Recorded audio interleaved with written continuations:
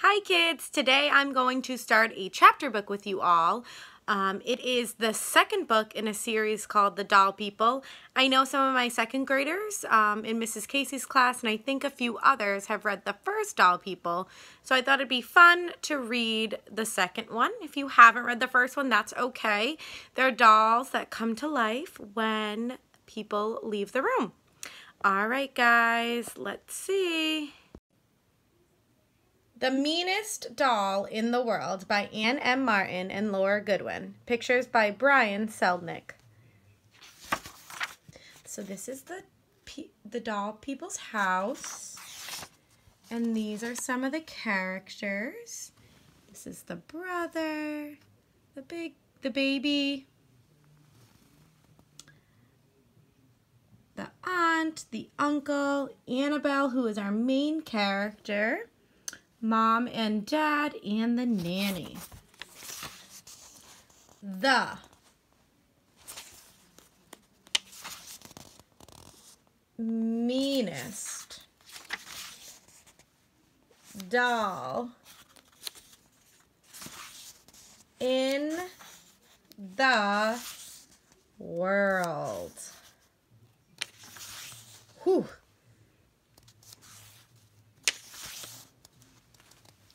The meanest doll in the world, and it's crossed out and says greatest. I'm wondering if that doll is the one that wrote that. I am queen of all dolls. Chapter 1. So this is Annabelle, our main character. Chapter 1. Miami Beach A Go-Go. Annabelle Doll sat in the soap dish high above the bathtub in the Palmer's house. Since Nora Palmer was below her, taking a bath, Annabelle had to hold still. She could not be caught moving, but she was desperate to see the cause of all the splashing and shouting she heard. "Shark! Shark attack!" cried Nora. "Look out, dollies! Get out of the way!" There was a tremendous splash and the sound of a slushing as water hit the tile floor of the bathroom. "Everyone out of the ocean!" commanded Nora. "Come on, dollies, come on back to the beach." For a moment, Annabelle heard nothing, even though she knew full well that the entire Funcraft family was in the tub. Like Annabelle, they could not laugh or talk or move about on their own, not while Nora was in the room. Annabelle thought longingly of the dollhouse, her nice, quiet home, and of Kate Palmer, Nora's 9-year-old sister, the owner of the doll family and their house. Kate never played wild, noisy games with the dolls. She merely posed them in the rooms of their ancient house and occasionally talked to them or rearranged the furniture. But Nora, who was 5 and the owner of the Funcrafts, invented games like Miami Beach A Go-Go and Rancher Family. She was only supposed to play those games with the Funcrafts, who crept into Kate's room. Funcrafts, who were now new and made of plastic. But often she crept into Kate's room and snatched up Annabelle and maybe one of the other dolls, Mama or Papa or Nanny or Uncle Doll or Auntie Sarah or Bobby or Baby Betsy. And the next thing Annabelle knew, she was riding in a hideous old plastic horse or being driven into the bathroom in a Barbie car. Since the dolls were over 100 years old, made of china, and dressed in antique clothing trimmed with lace and ribbons, Nora's games could be dangerous. However, Annabelle admitted sometimes they looked exciting, and the Funcrafts certainly enjoyed them. Annabelle decided she simply had to see what was going on in the water below her. Ever so slowly, she pulled herself up straighter, then bent over a bit, just a teeny tiny bit, and slid her eyes downward. Annabelle didn't know much about baths, but she was fairly certain that a person taking a bath was supposed to be naked.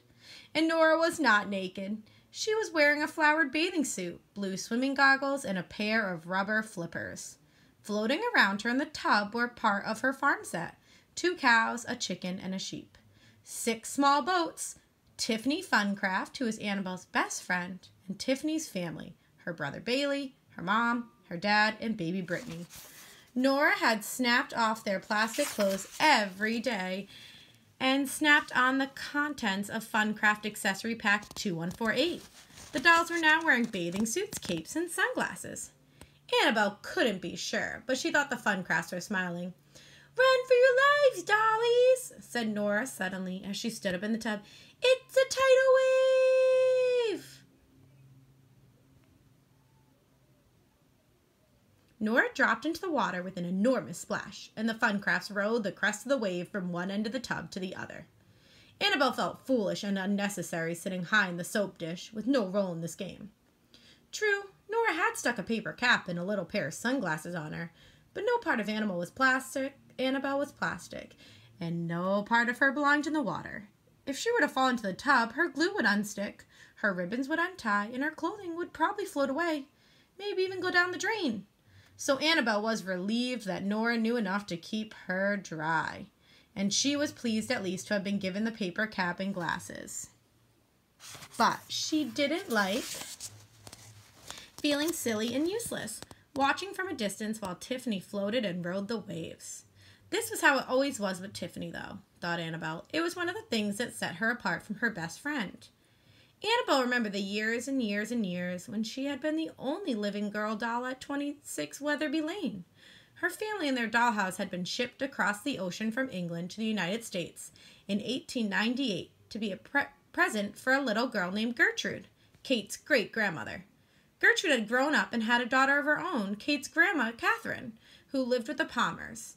And then Catherine had had Annie, who was Kate's mother, and then Annie had had Kate and Nora. During all that time, Annabelle had known no living dolls except the ones in her family. "Why?" she asked her mother. "Why aren't there any other dolls that live here?" "Not all dolls take the oath," Mama would reply patiently. "The doll code of honor is serious. A lot of responsibility comes with being a living doll. Many dolls choose to be regular, everyday dolls." "But not us," Annabelle had said. "No, not us," Mama agreed. Annabelle had lived in the human's house for more than 100 years before the Funcrafts arrived. She had been glad she was a living doll, but sometimes she felt lonely, especially after Auntie Sarah had disappeared. Annabelle loved her mother and her father. She loved her baby brother Bobby and their sister Baby Betsy. Baby Betsy was an enormous doll from a different doll set, but who cared? She loved Nanny, who helped to take care of her, and Bobby and Baby Betsy. And she loved Uncle Doll, but she had wished for another girl doll her age, someone who could be her best friend. That was before she had met Tiffany. This was what Annabelle was thinking when below her she heard a slap and a whoosh as Nora sat down hard in the tub, and suddenly she found herself eye to eye with Tiffany, who had been shot up in the air by the force of water. "Woo-wee! Hi, Annabelle!" cried Tiffany in a tiny doll voice as she knew Nora couldn't hear over the voice of the tidal wave. Then she dropped back into the tub. Annabelle tried very hard not to laugh. What, she thought, would she do without Tiffany? The Funcrafts had lived at the Palmers for less than a year, and already Annabelle couldn't think how she had managed to get along for an entire century without a best friend. True, for the first 55 years of that century, Auntie Sarah had been around, and Annabelle's life had at least been interesting. Auntie Sarah liked to explore. She liked to leave the dollhouse and investigate things in the larger world of the human house. She used to come back from her adventures and tell Annabelle about history and current events and famous women explorers and other things she had learned from listening to the radio or trying to get a peek at newspaper and magazines and library books. But one day, almost 46 years ago now, Auntie Sarah had left the dollhouse and hadn't returned. Annabelle's family had been too afraid to go searching for her. Doll state, Nanny would remind Annabelle. Which always made Annabelle feel grumpy, probably because she had been in doll state more often than any of the other dolls. If a human saw a doll moving, or thought she saw one moving, then poof, the doll was rendered motionless and lifeless like an ordinary doll for 24 hours. This meant that the dolls felt free to move about only when they were absolutely certain they wouldn't be seen. It also meant that whenever Annabelle asked about going on a hunt for Auntie Sarah, the answer was no. During the lonely time when Annabelle's Auntie Sarah had been missing, Annabelle had sometimes wondered something horrible. She had wondered if perhaps her aunt had been a little too careless and had landed not in doll state, but permanent doll state. Permanent doll state, a phase the grown-ups didn't even like to say often, referred to the worst thing that could happen to a doll. Mama and Papa usually said PDS in a whisper and looked down at their shoes. "There's no such thing," Bobby and Annabelle used to say bravely to one another, but they weren't sure. Permanent PDS, like Doll State, harkened back to the oath, the Doll Code of Honor, which was meant to protect and preserve the secret life of dolls. "The code reminds us," Nanny would tell Annabelle and Bobby, "to be careful, and that there are consequences if we are not careful. We might be punished with Doll State, or even," she would add, lowering her voice to a whisper, "PDS. "Belly flop! Belly flop!" cried Nora from below, and Annabelle leaned over just far enough to see Nora stand up and drop Mom Fungraph down to the water, where she landed on her tummy with a small smack. Annabelle settled back into the soap dish. Her thoughts returned to the lonely years when Auntie Sarah was missing. Annabelle had been afraid she would never see her aunt again. She had even realized she could no longer remember her very well. Then the Funcrafts had arrived, and everything had changed. The Funcrafts had been a birthday present for Nora when she turned 5. Their big pink plastic house had been placed in Nora's bedroom, which was down the hall from Kate's. Before Annabelle knew it, she and Tiffany were sneaking back and forth between the two rooms whenever they felt safe to do so. It had taken Annabelle so long to tell her new friend about her missing aunt, and to show Auntie Sarah's journal, which she had recently discovered. If not for Tiffany and the journal, Annabelle now thought Auntie Sarah might still be trapped in the attic. Annabelle was about to recall that creepy night in the dim, musty attic when suddenly the door to the bathroom flew open and banged against the wall. Kate stood in the entryway, hands on hips, and she looked at the puddles of water, and Nora in her bathing suit, and flippers and goggles, at the Funcrafts and the array of boats and animals in the tub. And then she caught sight of Annabelle in the soap dish, wearing the paper cup and glasses. "Nora!" exclaimed Kate. "What are you doing? It's almost your bedtime." Kate pulled the plug on the tub, and Annabelle heard the water begin to gurgle. "And what is Annabelle doing in here? She shouldn't be near the water. What if she fell in? She's not like your dollies, Nora." "No," thought Annabelle. "I'm nothing like Tiffany." Nora stood up in the tub, dripping water down onto the Funcrafts. "That's why she's sitting up here," said Nora. "So she's out of the way. She's just watching." Annabelle's porcelain face reddened, just watching. Sometimes Annabelle felt that that was the only thing she was good at. Kate leaned across the tub and gently reached for Annabelle. "Come on," she said. "It's your bedtime. I think I'm going to give you a quiet night tonight."